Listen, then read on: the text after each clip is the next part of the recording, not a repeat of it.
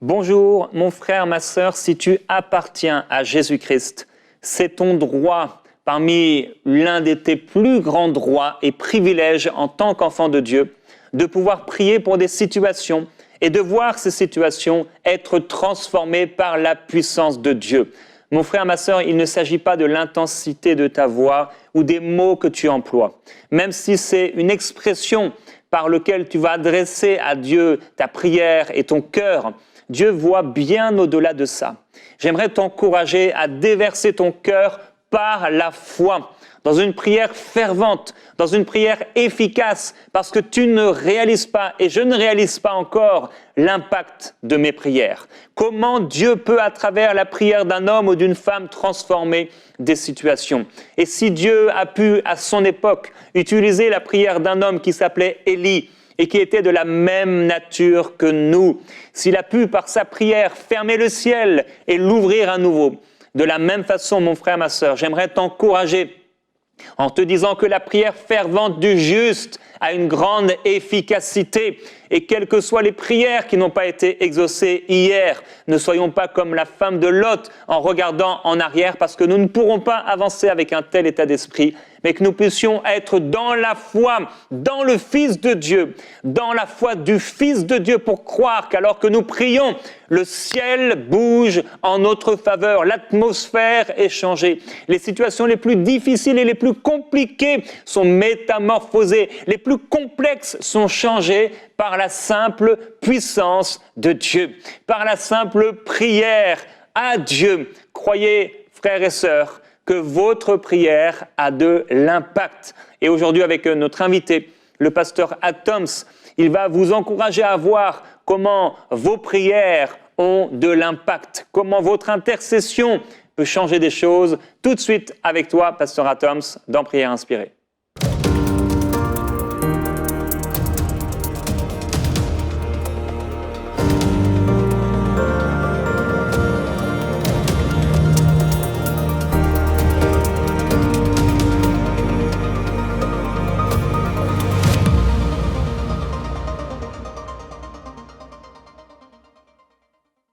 Shalom bien-aimés, bienvenue à Prière Inspirée aujourd'hui. Je suis Atoms Mouma et nous allons continuer ce qu'on a commencé il y a quelques sessions, parler justement de prier pour l'autre. Lorsque vous recevez une demande, priez pour moi.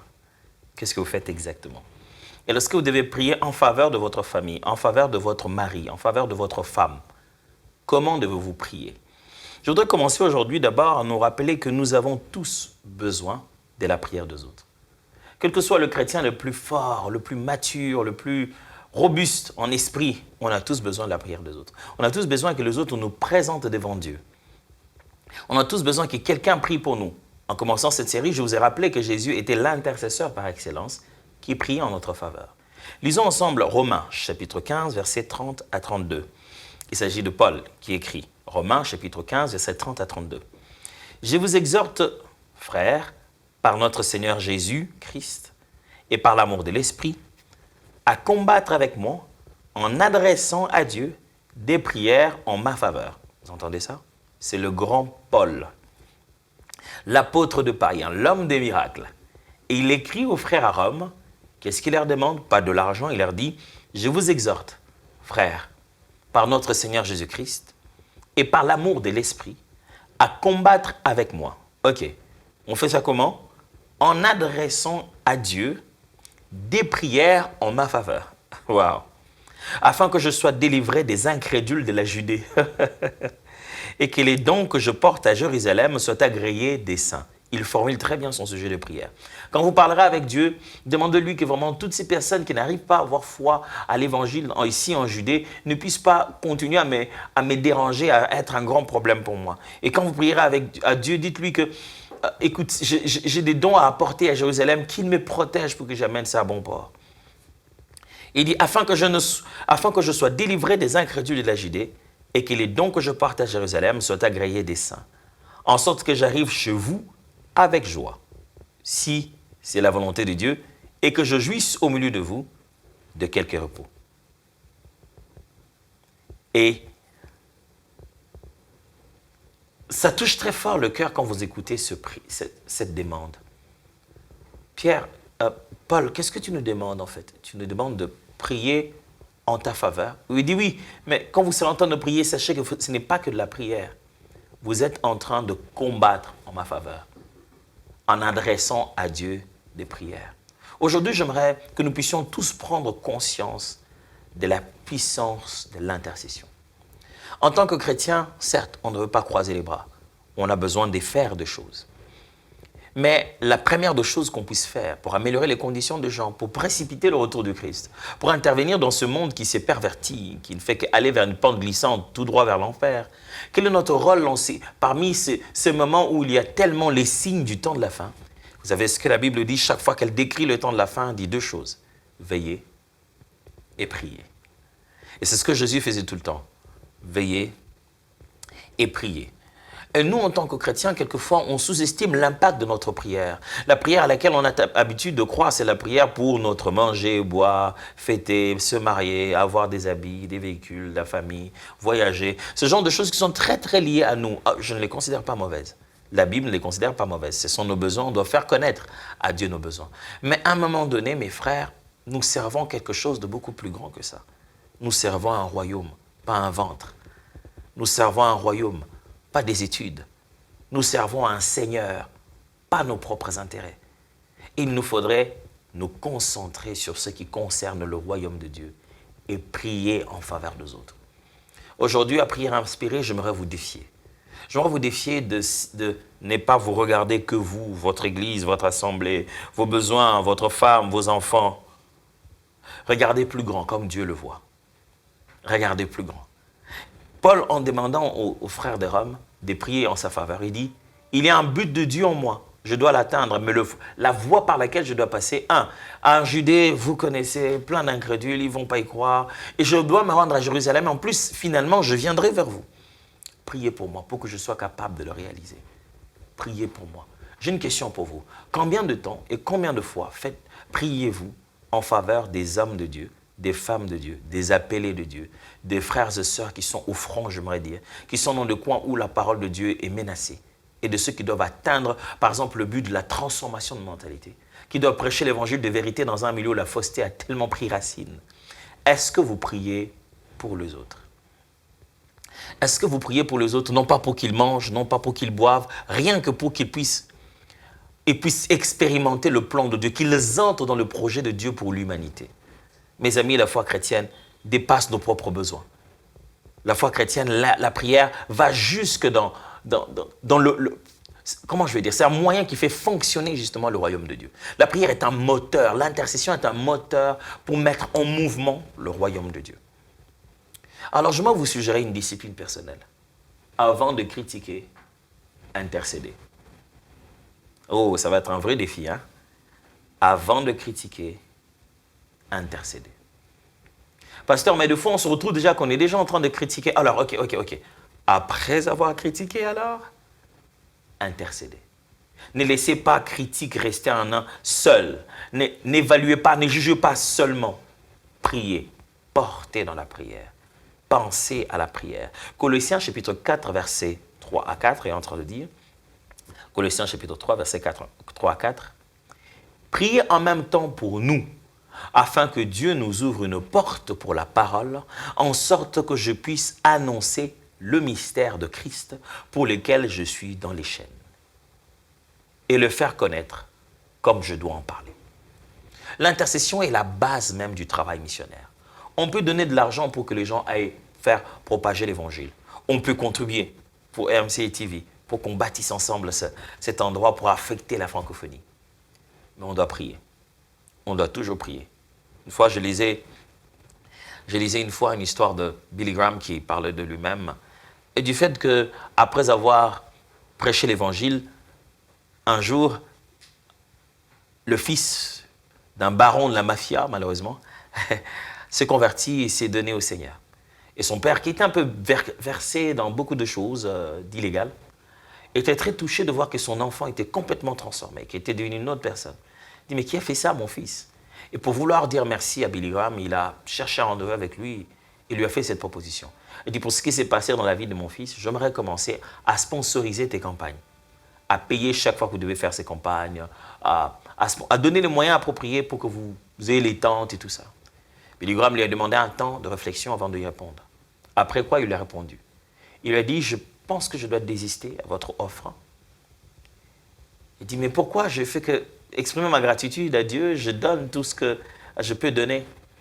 Il lui a dit, en réalité, chaque fois, je fais fonctionner mon travail par des prières, par des dons qui viennent de partout dans le monde, que les gens m'envoient par fax. Ils m'envoient $1, 2, 3, 4. Il faut qu'on réussisse à faire ce travail. C'est qu'il n'y aura pas dans l'argent que vous allez m'envoyer.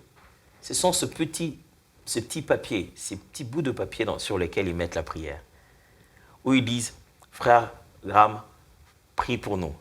Ou ils disent, frère Graham, nous prions pour toi, pour que tu restes tête haute et que tu continues à faire le travail. Mes amis, intercéder en faveur de quelqu'un loin de lui, c'est une bonne chose. Mais intercéder à ce côté, verbaliser son intercession, qu'il entende comment vous portez dans la prière. Oh, vous ne savez pas comment ça booste. C'est pourquoi vous regardez les apôtres, quand ils prient en faveur des églises, ils disent leur prière. Paul dit, je prie pour vous, enfin que le Dieu de grâce touche vos cœurs et qu'il illumine les yeux de vos... Il dit sa prière. Il dit, je prie Dieu en regardant les fervents fils et filles que vous êtes. Je prie que le Seigneur fasse... Mes frères et sœurs, l'intercession n'est pas une option. Elle est une obligation. Vous ne pouvez pas être chrétien et ne pas penser prier pour les autres. Vous ne pouvez pas être enfant de Dieu et ne pas porter les autres dans la prière. Vous ne pouvez pas voir une œuvre se faire et ne pas la porter à cœur. Est-ce que vous priez pour votre assemblée? Ah, pasteur, vous savez, moi, je ne vais même plus dans les églises, tellement que j'étais déçu par les églises. Ouais, c'est vrai. Est-ce que vous avez prié après pour ces églises? Que devons-nous faire des autres personnes qui sont restées? On devait leur demander aussi de quitter, n'est-ce pas? Mais pourquoi elles sont là-bas? Vous vous dites quoi par rapport à ces âmes? Est-ce que vous priez pour eux? Vous priez pour ces frères? Est-ce que vous priez pour cette assemblée? Quelquefois, nous, en tant que chrétiens, je ne sais pas pourquoi c'est devenu comme ça, mais peut-être par besoin de... On aimerait faire la justice, un peu je veux dire un cœur de Jonas. On a tellement annoncé justice, justice, justice de Dieu, Dieu va frapper, qu'on ne veut même plus entendre la repentance des gens. Parce qu'on était venu avec un message de colère. On ne veut pas entendre dire que ceux qui devaient subir la colère se sont repentis. Au point qu'on est déterminé à voir quelqu'un subir la colère de Dieu. Et on oublie que ce que Dieu veut, c'est la repentance. C'est le changement. Écoutez ce que Jésus dit. Il dit, la moisson est grande, il y a peu d'ouvriers. Que faire? Prier au maître de la moisson pour qu'il envoie des ouvriers. Tiens, est-ce que le maître de la moisson lui-même, il n'a pas vu qu'il y a peu d'ouvriers? C'est sa moisson en fin de compte. Est-ce qu'il ne voit pas? Est-ce qu'on doit lui demander, est-ce qu'on vient demander à un propriétaire de la maison pour lui dire, écoute, je viens te prier pour que tu achètes beaucoup plus d'eau dans la maison, tu ne vois pas qu'il n'y en a plus? Jésus nous mettait là-bas pour nous. Dans cet exemple, Jésus nous démontre combien l'intercession participe à la mission. Combien en réalité nous sommes des co-ouvriers avec Dieu. Ce qui se passe chez vous à l'église vient aussi de votre prière. Ce n'est pas seulement Dieu qui décide qui envoyer, qui mettre, qui placer à un tel endroit, mais les gens de besoin, les gens de prière que vous réclamez au Seigneur, c'est ça qui détermine le type des personnes qui vous envoient, les types des saisons dans lesquelles il vous met. N'allez pas dire, Seigneur, oh j'en ai marre de la modération que fait les frères Atoms, ah, il m'énerve, Seigneur change-nous de modérateur. C'est quand vous portez à cœur la croissance de l'église. Seigneur, nous faisons des heures, nous passons 3 heures à écouter quelqu'un qui nous dit tout sauf rien, surtout pas la parole de Dieu. Seigneur, ça devient lourd de venir dans une assemblée où Dieu passe, il n'y reste pas. Seigneur, je t'en prie, fais quelque chose dans cette assemblée. Envoie-nous des frères et des sœurs qui vont être des instruments par lesquels on va accéder à ta présence, pas des one-man show qui viennent juste faire les parades. Seigneur, je t'en supplie. Quand tu portes ça dans la prière, comme ça, tu parles à Dieu, l'Éternel exaucera dans l'assemblée. Il fera des choses même que tu n'as jamais pu imaginer qu'il peut le faire. On peut parler au maître de la moisson d'envoyer des ouvriers. On peut parler au maître de la moisson d'envoyer des moyens. Qu'attendez-vous pour intervenir? Qu'attendez-vous pour intercéder? Aujourd'hui, je voulais vous mettre au défi. Avant qu'on parle encore d'une autre façon de prier. Pour qui prier? Souvenez-vous, je vous ai parlé qu'il faut prier pour les autres selon qu'ils nous ont demandé. Je vous ai aussi dit comment on peut porter la prière pour son conjoint, sa conjointe, sa femme, ses enfants. Avant d'aborder cette partie-là, je voulais juste mettre vraiment un accent sur l'importance, l'obligation de chaque chrétien d'intercéder. vous êtes plus actifs, vous avez plus de pouvoir, plus de moyens que vous n'avez jamais pu l'imaginer. Vous n'avez pas les mains liées. Oh, mais pasteur, qu'est-ce que moi je veux dire, hein? Moi, je suis pas partie des responsables de l'Église. Hein. Tu sais, moi, je ne suis pas politicien, je ne peux pas changer ce pays. Vous savez, pasteur, moi, je ne suis qu'un pauvre monsieur, je n'ai rien de spécial. Je ne suis qu'une vieille dame qui va m'écouter. Dieu va t'écouter. Dieu écoute les vieilles dames. Oh oui. Dieu écoute les pauvres, il écoute les enfants. Si même la sagesse du pauvre est méprisée au milieu des hommes, mais la prière d'un cœur contrit est entendue devant Dieu.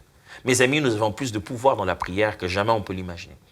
Je me souviens toujours d'une histoire, quelque chose qui m'est arrivé. Un jour, j'étais de l'autre côté du Congo, en fait l'autre Congo, je devrais dire, Congo-Brazzaville, et j'étais en train de donner un séminaire. Et à ce moment-là, ma femme était dans une des provinces de la RDC, le Lubumbashi. Et elle était là-bas pour me précéder, on devait faire des célébrations là-bas. Et donc moi, en rentrant à la maison, j'allais tout de suite prendre le vol après et revenir. Et pendant le temps que nous deux, on n'était pas à la maison, nos enfants sont tombés tous malades. Ma belle-sœur, qui prenait précieusement soin d'eux, m'a appelé pour me dire, je ne préfère pas appeler Nadège parce que peut-être qu'elle est trop occupée, je ne veux pas l'alarmer en tant que dame. Elle va être très, très alarmée. Je préfère te dire que les enfants sont malades, je les amène à l'hôpital, on doit les perfuser. 3 enfants étaient malades, tous simultanément, on devait les amener à l'hôpital pour le perfuser. Oh là là. J'étais là, il me restait encore 3 jours, 2 ou 3 jours, je pense, ma mémoire n'est pas bonne, mais il ne m'en restait pas un. Alors, j'étais en train de prier, je me suis dit, ok. Je priais, j'ai dit, Seigneur, je pense que je dois rentrer. Je vais quitter ici, je vais aller dire au pasteur qui m'a invité, pasteur, je vais rentrer.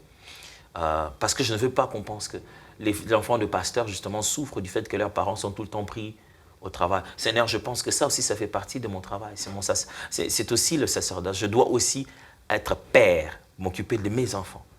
Je ne veux pas que mes enfants n'aient pas des parents parce que leurs parents sont serviteurs, ils sont partis comme ça. Je ne veux pas être le pasteur dont les enfants sont mal éduqués, pas pris en charge, malnutris parce que les parents sont tout le temps partis. Je voulais juste être consciencieux et être sérieux. Je vais rentrer. Je vais aller voir le pasteur ce soir, je lui dis, demain, je ne pourrai plus être là, mettez quelqu'un d'autre pour finir le séminaire parce que je dois rentrer. Vous savez, il suffit de 5 à 10 minutes pour traverser de Congo-Brazzaville à Congo-Kinshasa par voie maritime. Et donc, pendant que je me préparais à ça, je priais dans ma chambre. Dans ma conviction, j'ai eu cette réflexion que je pense être la voix de Dieu, qui disait, qu'est-ce que tu vas aller faire quand tu rentres chez toi? Je me disais, bon, je vais arriver, je vais aller à l'hôpital, je vais prier pour mes enfants. Parce qu'ils étaient déjà à l'hôpital, tiens, je n'allais pas encore les amener à l'hôpital, ils y étaient déjà. Je dis, je vais arriver à l'hôpital, je vais prier pour mes enfants, et toi, le Seigneur Tout-Puissant, tu vas les guérir, tu vas faire quelque chose. Et puis Dieu me dit, qu'est-ce qui t'empêche de le faire ici? Alors là, je me dis, ah, tiens, là, alors, maintenant que tu en parles. Et il y a cette phrase qui est montée dans mon cœur, elle dit, qu'est-ce que tu vas faire de plus en arrivant sur place que tu ne peux pas faire ici, dans la prière? Waouh!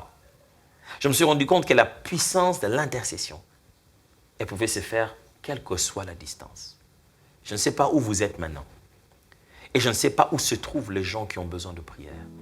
En Chine, en Russie, en France, en Belgique, au Canada, aux États-Unis, en Afrique, quelque part dans les îles. Je ne sais pas. Mais je dois vous dire que la prière est puissante. Et Dieu entend les prières. Il entend les prières que nous portons à cœur pour les autres. Nous voulons encore nous tourner pendant un moment, prier. Je vais vous défier aujourd'hui de prier pour les porteurs de l'Évangile. Ceux qui ont la parole de Dieu et qui doivent les amener dans un terrain difficile. Ceux qui sont en train de parler de Christ et dans le milieu qui ne leur est pas favorable. J'aimerais nous pousser à prier de cette manière-là. Seigneur mon Dieu, je te prie, Dieu de grâce, Dieu d'amour. Ils sont nombreux, je ne connais pas leur nombre, je ne sais pas où ils sont. Ils sont évangélistes, apôtres, missionnaires.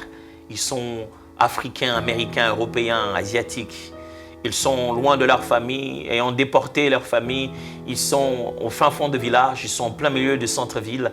Ils sont dans les entreprises ou au milieu des champs. Ils sont partout, porteurs de l'Évangile. Oh, qui nous réclament comme Paul aujourd'hui, qui nous demandent de prier pour eux, afin qu'il leur soit donné d'annoncer le mystère de Christ, avec courage, avec autorité, que les portes leur soient ouvertes. Ils sont insérés dans les gouvernements, dans les programmes mondiaux, dans les programmes internationaux, dans les organisations non gouvernementales. Ils sont là dans le pouvoir public, ils sont là dans les entreprises privées, ils sont infiltrés partout. Ces prédicateurs de l'évangile, ils sont secrétaires, ils sont CEO, ils sont administrateurs, ils sont dans un start-up avec des amis, ils sont hôtesses de l'air, ils sont pilotes, ils sont policiers de la circulation routière, ils sont partout dans la société, mais ils sont des lettres vivantes. Ils doivent parler ouvertement de Jésus. Ils doivent finalement trouver l'occasion au milieu de la conversation de glisser le message de la vérité. Ils doivent dévoiler le mystère de Christ et en parler à des familles, à des femmes et à des enfants.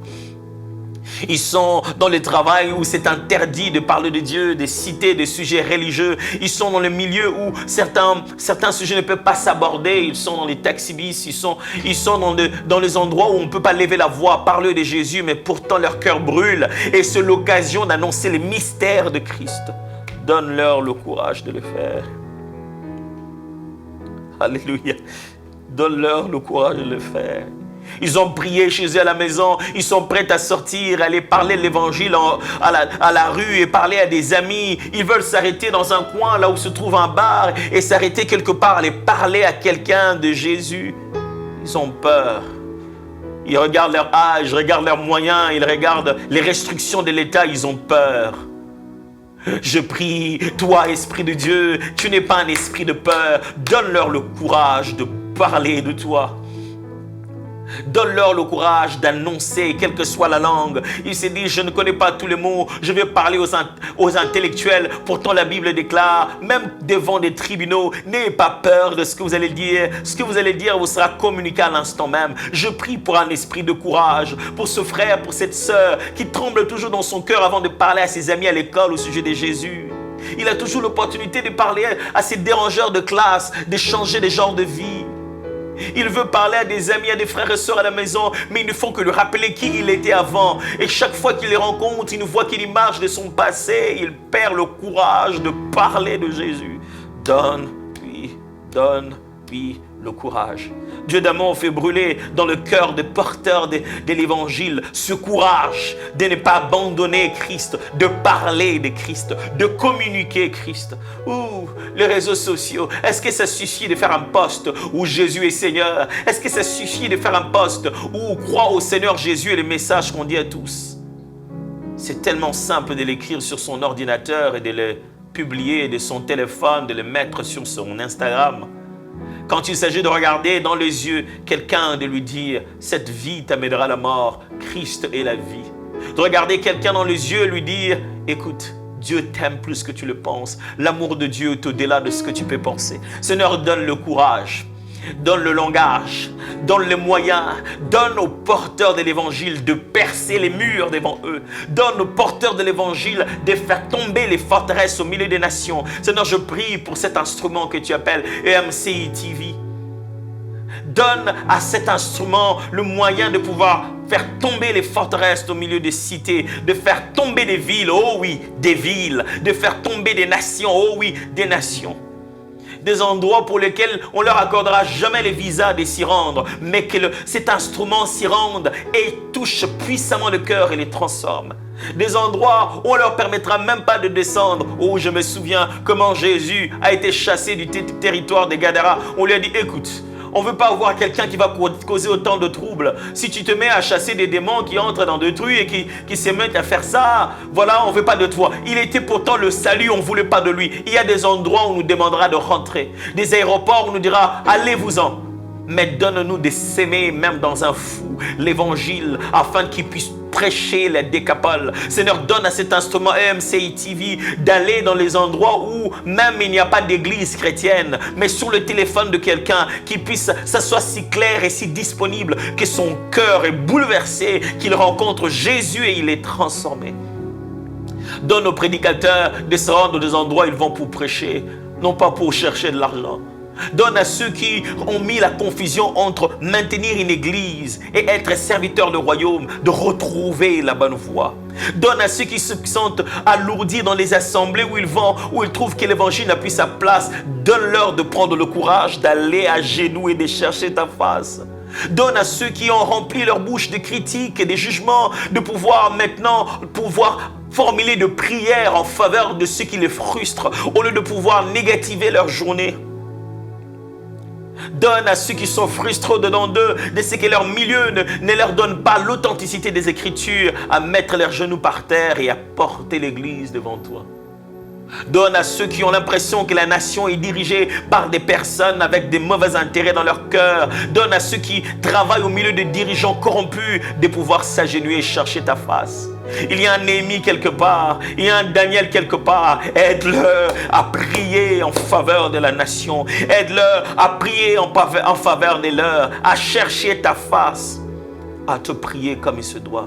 Donne-nous, Père, de porter à cœur l'expansion de l'évangile. Donne-nous de porter à cœur la prédication de la parole. Donne-nous de porter à cœur l'authenticité de l'église, sa force. Donne-nous d'oublier qu'il s'agit d'église locale telle, pasteur tel, pasteur tel. Jésus reviendra prendre son église. Donne-nous de prier comme des chrétiens, non pas comme des partisans d'assemblée. Donne-nous de prier comme des frères et des sœurs, et non pas comme des membres d'église. Donne-nous de prier en faveur de l'évangile et non pas en faveur de l'expansion de nos noms et de nos assemblées et de nos petits royaumes. Donne-nous de porter dans le cœur le souci de retour de Christ et de prier enfin que les choses bougent. Oh oui, si on n'est pas tous positionnés au point d'avoir l'influence de faire changer les choses, les genoux peuvent faire changer les choses. Oh oui, la prière peut faire changer les choses.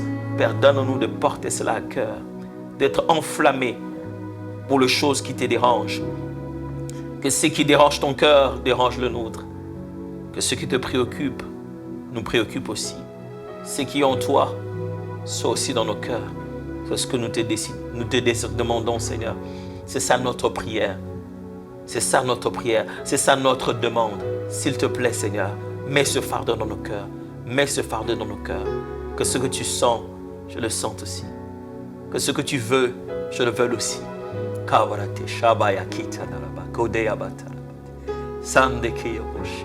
Mais mets-les dans nos cœurs. Alléluia, mets-les dans nos cœurs. Viens, Seigneur, enlève, déracine ces autres choses qui sont devenues des bases dans nos cœurs, qui sont devenues nos sujets de prière, de prédilection. On parle que de ça, manger, boire, se vêtir. Viens déraciner cela, enracine en nous les intérêts du royaume, enracine en nous le souci de l'éternité, enracine en nous le bonheur de l'Église, le salut du peuple. Fais brûler dans nos cœurs ce qu'il y a dans ton cœur, s'il te plaît.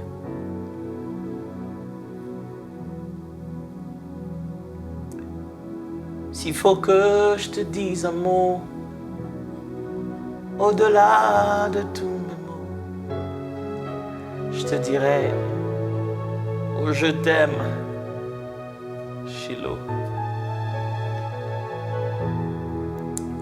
Tendre ami, oh Shiloh, viens enlever en moi le faux, établir dans mon cœur ce qu'il faut. Shiloh, inscris ton nom dans mon esprit. Oh, sinon, je ne saurais pas vivre en moi ta vie. Shiloh, ta gloire éclaire tout mon être. Au nom de ton amour, je fuis. Inscris ton nom dans mon esprit. Inscris ce fardeau, ce qui a transformé ta suaire en grumeaux de sang. Cette passion profonde, ce stress intérieur, cette préoccupation profonde des intérêts de Dieu. Sème-les dans l'église encore. Sème-les dans le cœur encore. Dans nos assemblées. On appelle ça des réunions d'intercession, mais des fois, c'est juste des réunions d'égoïsme. Sème-les dans le cœur. inscris dans nos cœurs ce qu'il y a dans ton esprit. Tel est notre plus profond désir. Au nom de Jésus.